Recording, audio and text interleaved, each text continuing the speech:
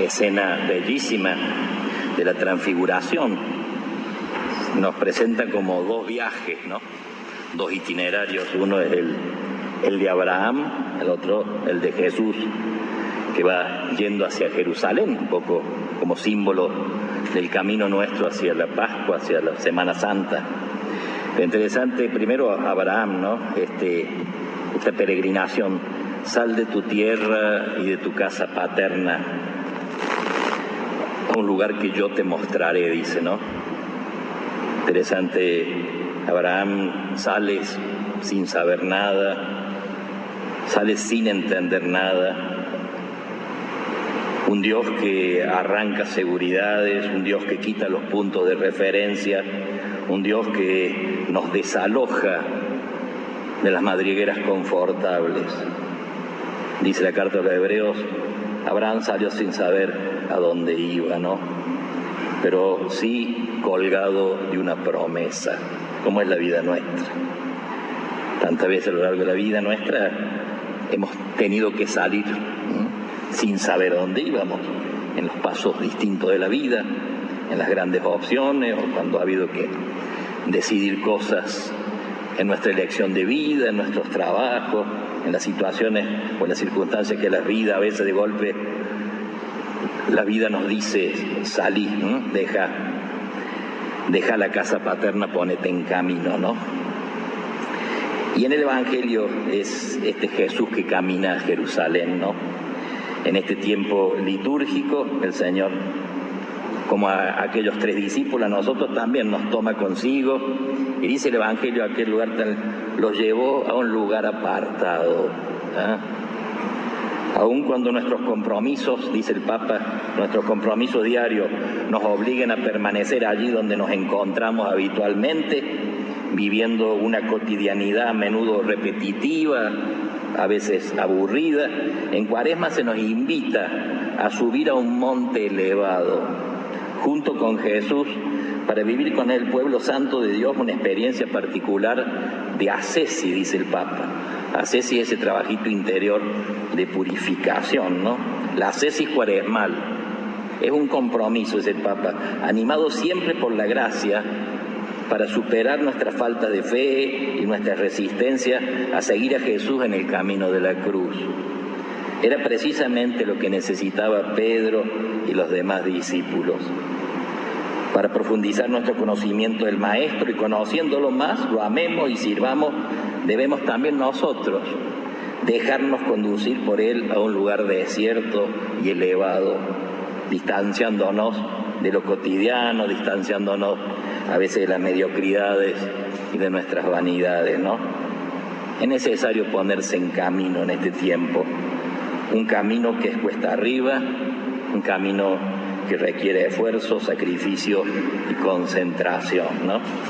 Interesante, los lleva a la montaña, una delicadeza del Señor. Antes de llegar a Jerusalén los hace subir allí al Tabor y les anticipa la gloria para que después, cuando venga el momento de la prueba, tengan la memoria anticipada de la resurrección. Y lo hace en la montaña. Interesante, a veces en la montaña, en esos lugares particulares, puede ser la montaña, para otros puede ser la orilla del mar, lugares de soledad, lugares bellos. A veces necesitamos entre nosotros también ser llevados a esos lugares para poder conversar cosas grandes, cosas importantes, ¿no? A veces entre nosotros mismos nos invitamos a subir a la montaña para conversar ciertas cosas, ¿no? En este retiro en el monte Tabor, dice, Jesús llevó consigo a 3 de los discípulos elegidos para ser testigos de un acontecimiento único. Quiso que esa experiencia de gracia no fuera solitaria, sino compartida, como es al final y al cabo nuestra vida. A Jesús hemos de seguirlo juntos, es el sentido de la sinodalidad. Y juntos como iglesia peregrina vivimos el año litúrgico y en él la Cuaresma, caminando con los que el Señor ha puesto a nuestro lado como compañeros de viaje. Como el ascenso de Jesús y su discípulo al monte Tabor, podemos afirmar que nuestro camino cuaresmal es también sinodal. porque lo hacemos juntos, por la misma senda, discípulos del único Maestro. Caminamos juntos, ¿no? La vida es así. Dice García Hamilton, la vida es una cuesta que recorremos juntos, ¿no? Dice el poeta tucumano, si un día el camino que venía liviano se te vuelve oscuro y encima empinado, busca a tus amigos, tómale sus manos, apóyate en ellos para repecharlo. No lo intentes solo, no podrás lograrlo. Con los que te quieren se hará más liviano y todo lo oscuro un poco más claro. Cuando el cuerpo afloje, te sientas cansado, cuando la tristeza a tu alma haya entrado, busca a tus amigos, busca a tus hermanos, contá con nosotros que para eso estamos. En los tiempos duros encontrás manos abiertas, tendidas de amigos, de hermanos, ya para empujarte, ya para un abrazo, y al final de la cuesta disfruta del llano. Es lindo ver que el Señor, para los momentos cumbres de la vida, para las grandes alegrías, los momentos de gozo como es el Tabor, o para el momento de dolor como es el Monte de los Olivos y la Pasión, no la jugó solo, buscó compañeros, buscó a sus amigos. No caminamos solos. Si el Señor necesitó caminar con ellos, cuanto más nosotros, ¿no? Y interesante quienes lo acompañan. Primero es Pedro, ¿no? Pedro es el guía, Pedro es la roca. Y después estos dos hermanos, Juan y Santiago, ¿no? Dos jóvenes pendencieros, bravos, de una familia ambiciosa.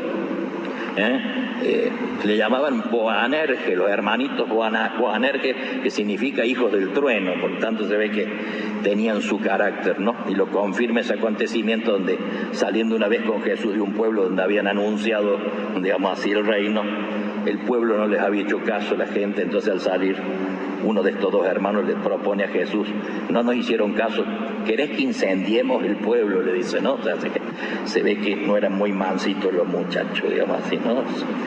Esto. Y después, dentro de ellos, la figura de Juan, ¿no? Uno de los dos hermanos, fue quien se reclinó sobre el pecho de Jesús en el Calvario, en el cenáculo. Estuvo con él en el Monte de los Olivos, en la hora de la lucha y de la angustia. Estuvo con la Virgen al pie de la cruz, fue el único que se quedó al pie de la cruz, el más joven de los discípulos. Los demás, los fuertes, los grandes, Pedro, los que deberían haber estado, dice, huyeron todos. Y el único que se quedó al pie de la cruz fue Juan, el más jovencito de los discípulos, junto a la Virgen. Y fue el primero en correr al sepulcro la mañana de la resurrección. Dice, se asomó a la piedra corrida, vio y creyó. Dice, vio y creyó. Juan es el amigo. Hacen falta corazones así, ardientes, como los de Juan. Y en el Tabor llegamos al momento culminante. Dice el Evangelio que Jesús se transfiguró en presencia de ellos. Su rostro resplandecía como el sol y sus vestiduras se volvieron blancas como la luz. El monte de la transfiguración, un momento de consuelo inmenso para los discípulos. Y la tentación que la nuestra también en los momentos lindos. Querían quedarse y armar carpa. En los tiempos lindos, los tiempos luminosos de nuestra vida, uno tiende a quedarse, ¿no? Allí donde se abrió el cielo. Y el Señor nos invita a bajar. Nadie se queda en el Tabor. Sino que el Tabor es una experiencia de consuelo que nos anima a bajar, porque hay que seguir caminando, ¿no? Señor, qué bueno que es estarnos aquí. Subir al monte, dejar el valle de la vida cotidiana y experimentar la cercanía curativa y transformadora de Dios en la montaña. Esta es la experiencia de los discípulos en el monte Tabor, que además se enriqueció junto a Jesús transfigurado cuando aparecieron, diríamos así, dos que lo acompañaban, dos monaguillos de Jesús, diríamos, Moisés y Elías, ¿no? Uno podría imaginar que para la transfiguración hubiera sido más lógico dos figuras más angelicales, y sin embargo los que lo acompañaron allí al Señor fue Moisés y Elías, que la novedad de Cristo, el camino sinodal, está arraigado en la tradición, son ellos, pero a la vez también estos dos personajes, Moisés y Elías, dos hombres de lucha, dos hombres que se expusieron a los grandes de la época, dos hombres de acción, dos profetas valientes, dos pastores fuertes. Moisés el legislador, o sea, nos puede en la figura de él ayudar en este tiempo a ordenar nuestra propia vida, haciendo lo que Dios quiere de nosotros, el legislador y el liberador. Y entonces en la figura de Moisés también nosotros podemos revisar en esta cuaresma el liberarnos de esos legisladores egipcios que nos esclavizan y que llevamos a veces en nuestro corazón. Y Elías, este profeta, un hombre de fuego, cada uno de nosotros debe hacer visible el profeta. ¿Qué es el profeta? No es solo denunciar. Profeta es hacer que hace visible algo de Dios, algo que solo nosotros podemos iluminar. Cada uno de nosotros tiene algo que decir con su vida. Cuando hemos sido bautizados como sacerdotes, profetas y reyes, y eso es ser profeta. Cada uno, cada vida nuestra tiene un mensaje del Señor. Hay profetas de la bondad, hay profetas de la verdad, hay profetas del anuncio valiente, hay profetas que denuncian, en fin. Cada uno de nosotros es un mensaje, es una carta de Dios para nuestro pueblo, para nuestra gente, ¿no?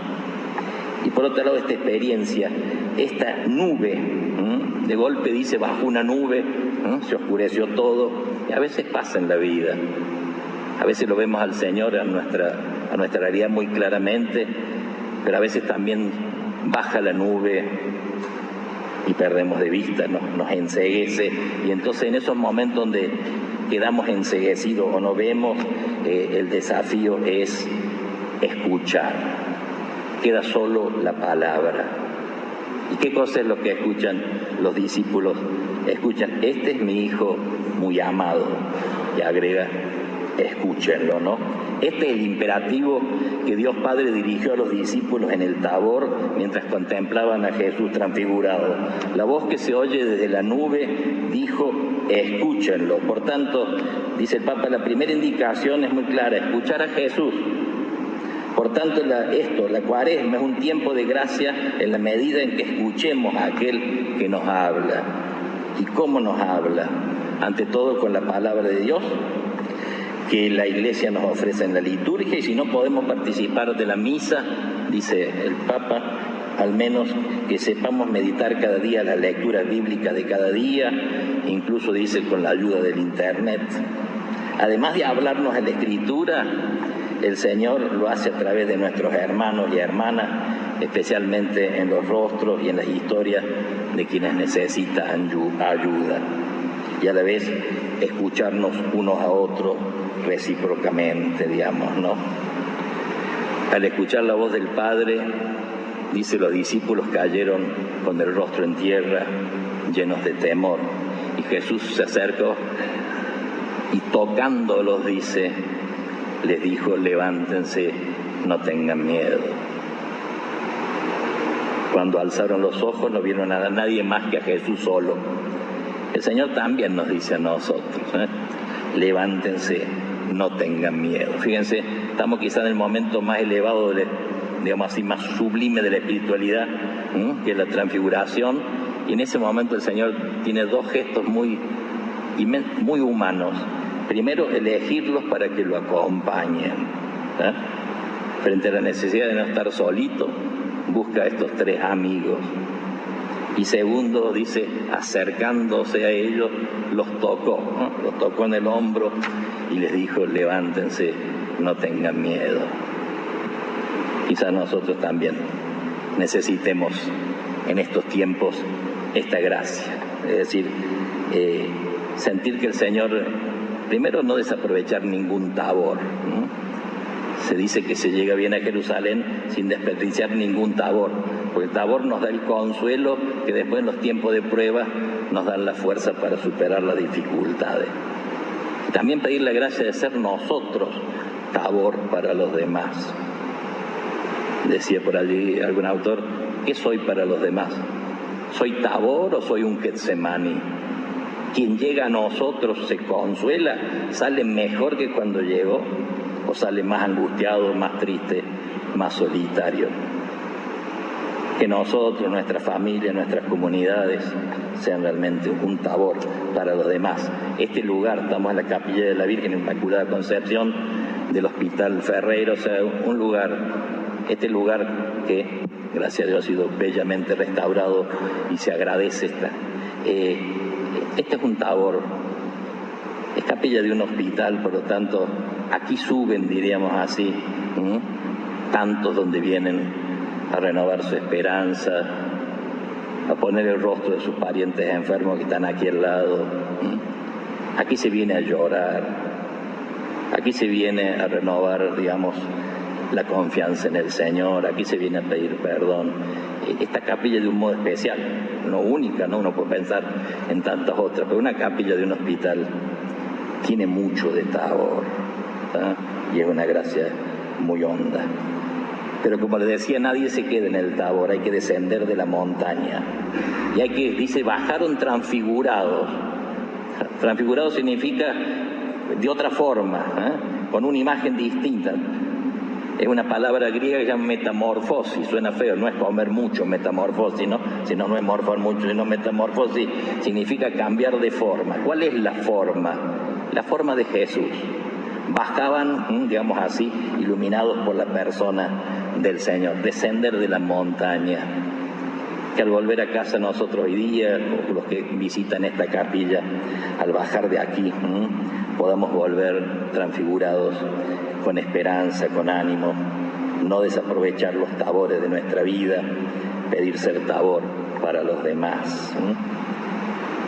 Decía Diego Canale aquella oración tan linda: tómanos, Señor, contigo, llévanos a tu oración, tratanos como amigos, mostranos tu gloria, queremos ver tu luz, es tiempo para subir juntos. Sácanos de la dispersión, es hora de otros diálogos, de hablar como habla un amigo con otro amigo, y tiempo de participar. Acalla tantos ruidos para en todo escucharte. Acércate y tocanos, arranca nuestros miedos, enséñanos a mirar alto, levantanos, te necesitamos para andar juntos en el camino. Te lo pedimos de un modo especial a nuestra Madre, la Virgen Santísima, que como madre en un lugar como este, seguramente frente a sus ojitos de madre pasarán tantos dolores, tanta necesidad de buscar cobijo bajo el manto de la Virgen. Que ella cuide a todos los enfermitos, a todos los pacientes del hospital, y a todos los que de un modo y otro, también nosotros, pacientes de la vida, subimos a este Tabor a pedir que el Señor nos ilumine, que el Señor nos diga, nos toque y nos diga: ten ánimo, levántate, seguimos caminando juntos, que así sea.